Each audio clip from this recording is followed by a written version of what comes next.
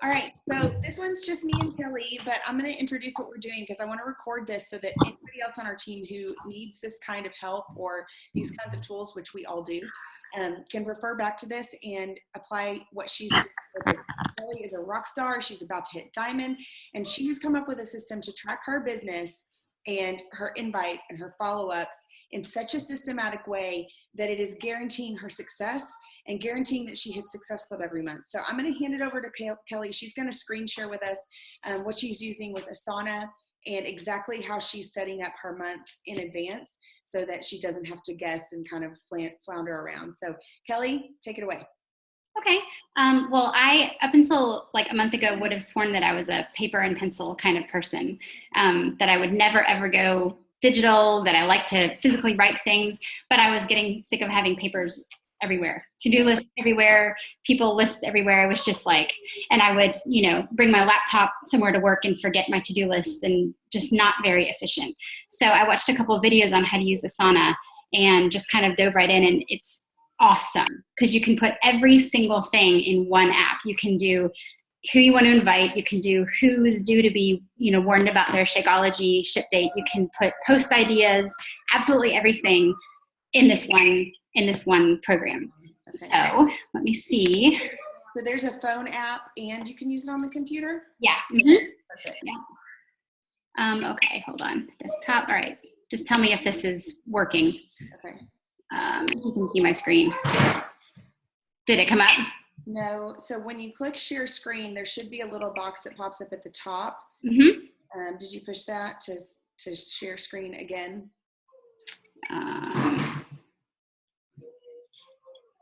Let's see. Oh, yes. Okay. Got it. Okay, cool. Is that right? Yep. Now I can see it. Okay. So what's great about Asana is that you're literally just making lists and you can make them whatever you want. So there are no preset categories. There's no, preset anything. You make your own lists, call them whatever you want, and put people's names in and whatever information about them you want. Just really easy to use. So, basically what you need to do, well, first make an account and download the app on your phone so it all links up together. And basically what I've done is every category of either people or posts or whatever, every category I could think of that I need, I made it into a project. So all you have to do is click right here where it says projects. You click add, create a project. We can call this potential coaches. Okay. And then create in my team name, whatever. You can set all that up however you want it. I don't share it with anybody else. This is just my stuff. Create project. And then I just keep a running list of my potential coaches. So, and each person is a task. So here I'll put Kim, and then I can come over here and I assign it to me so that if I ever do a due date or anything, it comes up on my to-do list. Okay. Back to me. And then under her name, I can type, met on Facebook, homeschooler, interested in coaching, whatever information you want to put about the person. She's coming to Super Saturday tomorrow. Like, she loves chocolate. She's doing the fix, or whatever reasons they have for coaching, whatever information. It's free form. You can write anything in there you want. And then my favorite part of it all is that if I chatted with her today and I want to check in with her in maybe like a week, but by the time a week comes around, I'll have so many messages in my inbox, I won't even remember who, I was supposed to talk to. I can put a due date. So I can put a week from now would be next Friday the 8th and say, okay. And then when I go next Friday and sit down to work and I go into my tasks, if you go into your tasks and put them in order, my tasks is right up here, and you put them in order by due date, then you'll get everything you're supposed to do today. That's awesome. Okay. That's the way I'm keeping track of. You can see my categories over here. I've got customer leads. So everybody I get through BeachBody, I'm keeping track of whether I've texted them, what they bought, whether I ever heard back from them, whether I sent them my intro video, all that kind of stuff. I just kind of put by their name, their email and phone number, so I don't ever have to go back into the online office to try to look that up. I've got, my current coaches, and what their due dates are is the day I need to warn them about their ship date. So because that I was getting really disorganized with. Yeah, So, and that's so smart because, I mean, I'm pretty sure all of us have had people message you and go, I didn't know I was on auto ship, even though it's very clearly stated in the email they get, in the challenge pack description. People don't pay attention. They don't pay attention to the free trial with on demand. So they really appreciate and respect the fact that you give them a heads up so that they at least know what's coming. Or, you know, sometimes they don't want to continue, and at least they're not going to get a bad taste in their mouth for Beachbody or coaching because it caught them by surprise. Some people, it might even put them, you know, in the negative in their bank account. So giving them that courtesy reminder is a great idea. And this is probably the only way to really stay on top of it outside of running a report in your office every single day. Yeah, exactly. And, you know, and then again, in each of those people, I can put things like, you know, loves Pio, hated the fix, loves chocolate, wanted to try cafe latte, anything like that. So that if I get some cafe latte samples, I can go through my coaches and say, okay, who can I surprise with a sample and send it to them? You know, you can put anything in there about them that you want to remember. Yeah, that's great.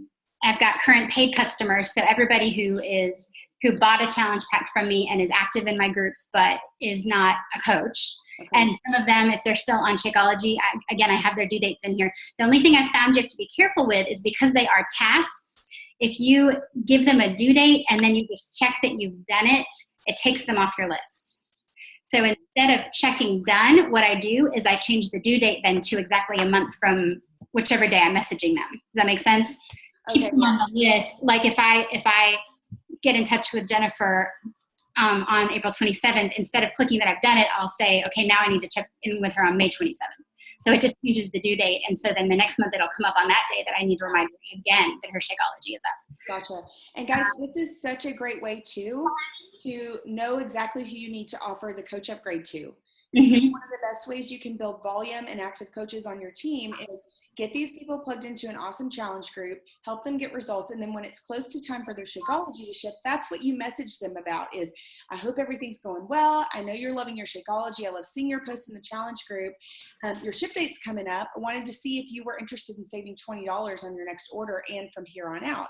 And then you're building your team. Even if they're just a discount coaches, they count. They count for rank. They count for volume. So this is a really great way to stay on top of that. And just so anybody who's watching this knows, I'm not doing this right now. I am not an organized person. I struggle with systems, and it's one of the areas that I have forced myself to grow in personally because I know it's necessary for me as a business owner. So if you're looking at this and going, I hate spreadsheets, I hate trackers, I hate lists, that's okay. You can hate it, but you can learn to love it because of the results that it's going to give you in your business, because you are a CEO of your own business, and it is your job to make sure you're staying on top of these things. And this is a really great way to do it. Okay, awesome. So tell me about your potential customers. Okay, so for potential customers, that's anyone I'm in conversation with. So people I've already met, formed, and invited, and they've shown that they're interested. Okay. And again, follow-up date. Yeah, and I've got a follow-up date, exactly, because I don't want to follow up too soon and put them off. I don't want to let it go too long. And once you completely, which often happens. Right, exactly. So that's potential customers. I've got a list of my dream team because we're always supposed to make, our ideal coaches. Love so it. I haven't put a due date for any of them, but like if I sit down to invite and I can't think of anyone, I'll go into this list and do that whole close my eyes and just hit invite, So that just gives me something to do if I can't think of anything else to do. Awesome. I've also got post ideas. I've got post ideas. So again, because it's so free form, you can just come in here and write, like your task could be Transformation Tuesday, and then over here you could write what you want to say and then copy paste. Like you could do that any way you want. That's what I love about it. You can really, really fit this to your and you can add a due date to it so that you remember, I was going to post that on this next Tuesday, and it'll come up on your to-do list for that Tuesday. Yeah, that's so awesome, because really when you're in a marketing business like this, as much as we want to be us and we want to be vulnerable and real on social media, there's also an element of planning what you're going to say and how to target your audience to be an effective marketer and to get your information out at the right times and, the right information at the right time. So this is a really great way to stay on top of that. And if you're following the Live Power Hour protocol, the checklist, there's a section in there that talks about planning your social media, planning future posts. So this is a great way to keep everything. I'm blown away by this because I haven't really looked into Asana, and I'm going to start using it now. But to keep everything in one place, that's amazing. To not have, the BAT and the coach tracker and the contact list and all this stuff. Buffer and that's really awesome. Okay, so keep going. So okay. The other thing I've got is just a general to-do list, which could be anything from, if you need to send packets to someone, or, you could put it under their name, or you could put it on your to-do list. It's up to you. And again, you can then assign a due date or just make it a to-do list where, again, when you sit down and you can't think of anything else to do, go on your to-do list and get something done from that. Right. So what else do I have? I think that's all, but you'll have your own way of doing things and come up with your own categories. However your brain organizes information, you can come up with categories. And then the other thing, like you were saying, with the way that I'm forming and getting to know people and inviting. So now I've got running lists of, okay, I made 5 new friends today. And so then 2 weeks from now, I'll put them on my April form list as people I want to really reach out to that we can get to know better. And then I'll put them on a May invite list, or I could change their due date or whatever. But so you can make like so many lists. So even in May, when I sit down I've already got 3 people on my invite list for May. Yeah. Because I've been talking to them and, and I can go in here and put in whatever relevant information I've learned about them that might help me, help them better. Yeah. Which that's the main thing I wanted you to talk about. If you can walk us through exactly what you do on a weekly basis or on a daily basis to form those lists, because those of you who are watching this video, Kelly has her contacts, the people she's going to invite, the people she's going to follow up with planned out usually a month in advance. Mm-hmm. And that's why she's seen so much success in the past couple of months and has hit Success Club 10 with no problem at all, like early in the month, because she already knows who she's already talked to, who she needs to follow up with, where they were in the conversation, and she has mapped out on her calendar who she needs to reach out to on a weekly basis. So tell us a little bit more about that. Okay, so basically when we're supposed to do the power of 5 every day, so the very first thing I do is to make 5 new contacts. And actually I end up friending more than that, so that I end up having 5 that accept it. And I write those down in, on today's list, or I'll just make a list for March new friends in here in Asana. I will put those 5 names. And then I will go ahead and put them exactly a month from today, or exactly like, if today is a Friday, so 4 Fridays from today, those are my forms. Those are the people I'll form or start forming on that day.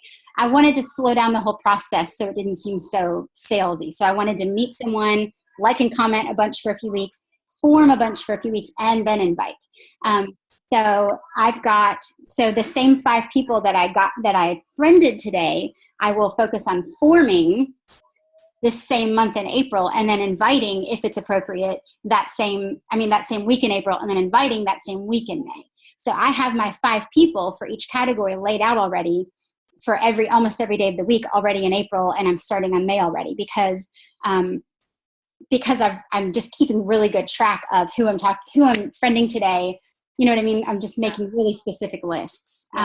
Which I think is amazing, because when we are trying to invite, first of all, we're usually nervous. Mm-hmm. So when you're nervous, you tend to rush a little bit.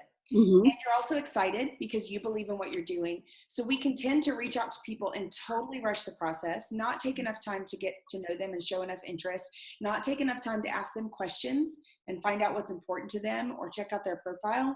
And so what Kelly has done is slowed down the process, but over time, let's say a month into this, if you're very diligent and consistent with doing this, you never, ever, ever run out of people to talk to. Right. You're no longer going to be scrolling your friends list or scrolling down through Facebook chat and going, who should I reach out to today? Well, I haven't talked to her in a while. Mm-hmm. You're going to be very systematic, which when you run a business is part of it. If you talk to any successful business owner, they know exactly who their target is. They know who they're marketing to. They have their marketing plan and strategy in place. way ahead of time. And that's what I love about what Kelly has done, is that I didn't teach her to do this. She figured out what she needed and what was going to work for her. And she went out and figured out how to do it because it's her business. So you guys take this template as a tool, as an outline, make it your own, but just be diligent to follow systems and processes and be consistent.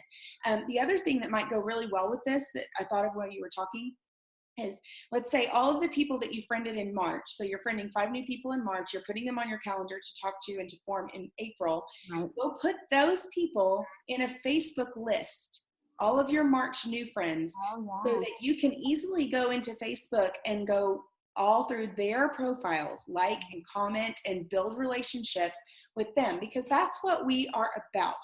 So many products and so many companies, you know, you get added to these stupid groups all the time that you didn't ask to be added to, and you keep removing yourself and they keep adding you back because they're all about making a sale. That's not what we want in our culture and in our business. We want to take the time to get to know people, to find out what's important to them, to find out what their needs are, what their goals are, and what their struggles are, so we can help them on a long-term basis, not just for a short-term sale. And the system that Kelly set up is exactly how to do that. So I'm so thankful that she was willing to share it with us. Is there anything else that this system has done for you, or that, you know, you're working on, or anything else that you think is important to share about this specifically?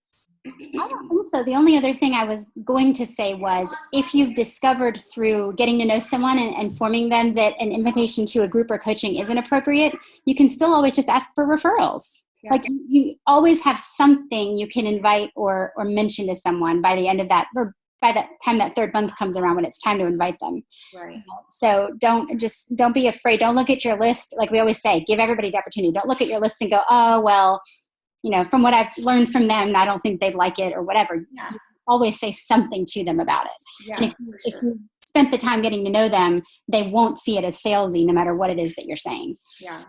Absolutely. And, you know, I think one of the amazing things that a system like this does is it kind of takes the pressure and the emotionality out of it. Yeah. I remember listening to a call, I think it was Melissa McAllister or one of the top coaches, and she said she had a personal assistant, and a lot of times she would have her do her initial invites because she had kind of a basic script worked up or whatever.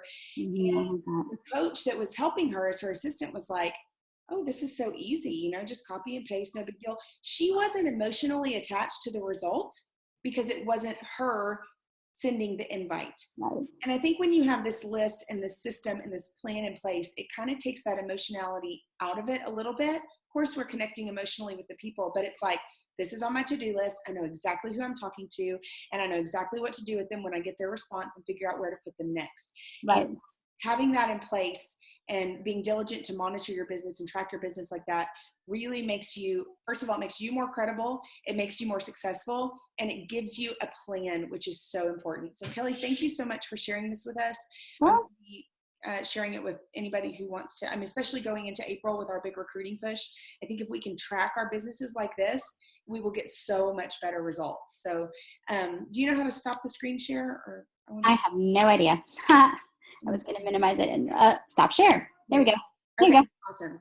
Okay. Awesome. Thank you so much, Kelly. I'm going to see you just a little bit on the Diamond call, and I was recording this, so I'll post this recording in our team page and in our private groups as well. So thank you. I'm going to go get on Asana right now and start setting mine up, and I'm really being willing to share and teach us everything that's working for you. Great. No problem. All right.